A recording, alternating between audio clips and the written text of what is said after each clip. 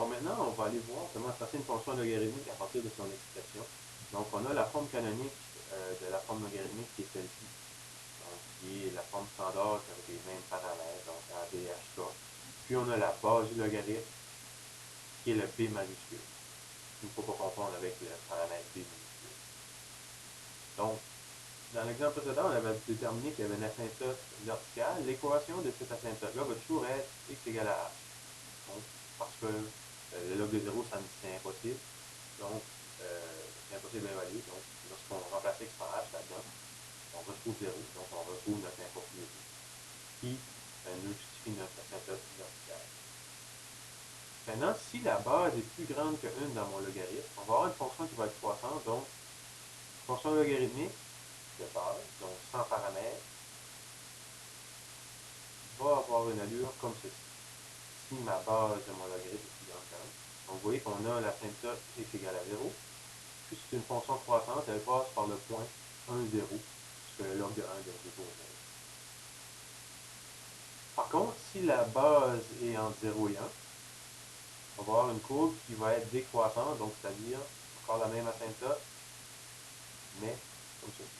Il n'y a pas d'asymptote horizontale dans ce cas-ci. Donc, on va toujours aller vers moins l'infini dans ce cas-là, puis aller vers plus l'infini dans l'autre. Maintenant, pour avoir la courbe d'une fonction, pour tenter le graphique d'une fonction logarithmique, ce qu'on va, on va exploiter une propriété des fonctions, une propriété des logarithmes, ou même, ou en fait, si vous vous souvenez de la table qu'on utilisait pour les fonctions exponentielles, c'est l'inverse.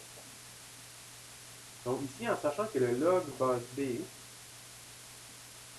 de 1 sur b, on peut l'évaluer, ça, 1 sur b c'est b à la moins 1, donc le log base b 1 sur b c'est égal à moins 1.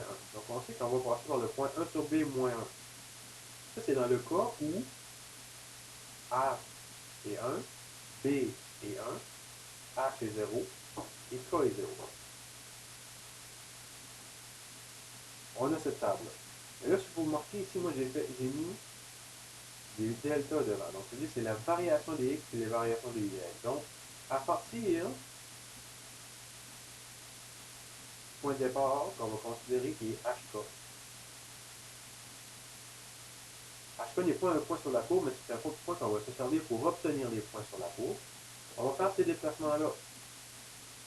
Par contre, on n'a pas encore considéré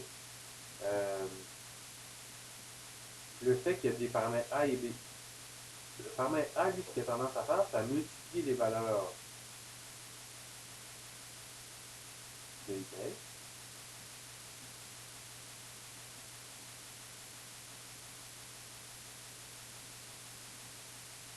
Puis le paramètre B, lui, il va diviser les valeurs de X. Donc, on va diviser par B minuscule à chaque fois.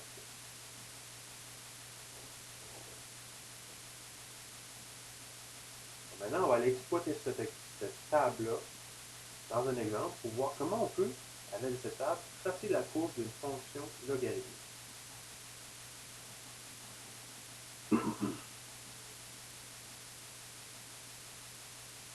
Donc, on veut tracer la courbe de g de x égale à moins 2 log base 1 demi de x moins 2 plus 1. Et dans le fond, on va ressortir nos paramètres. On a a est égal à moins 2, paramètre b minuscule est égal à 1, paramètre h qui est 2, paramètre k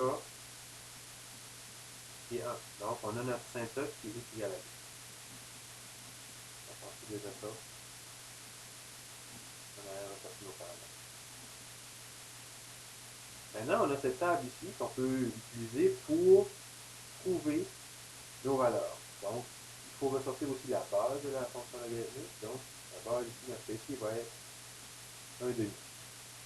Donc, on sait qu'on va prendre ces quantités-là et on va les diviser par b. On prend ces quantités-là et on les multiplie par a.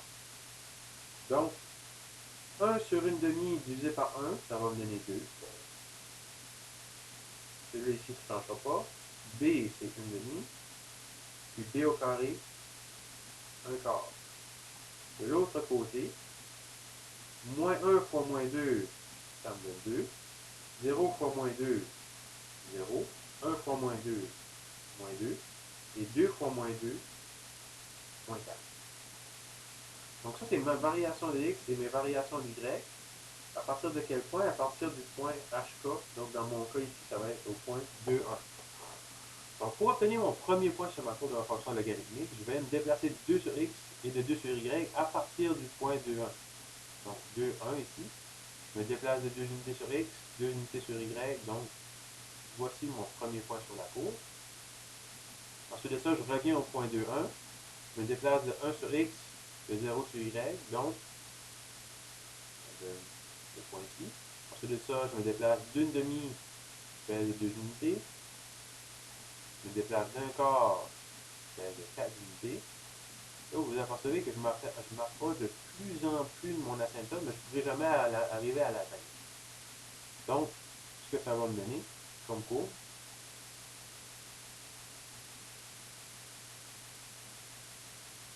quelque chose comme ceci.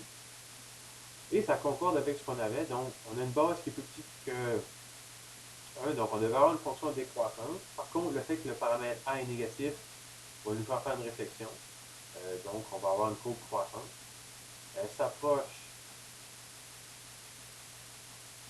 de la droite ici. Et une allure d'une fonction logarithmique.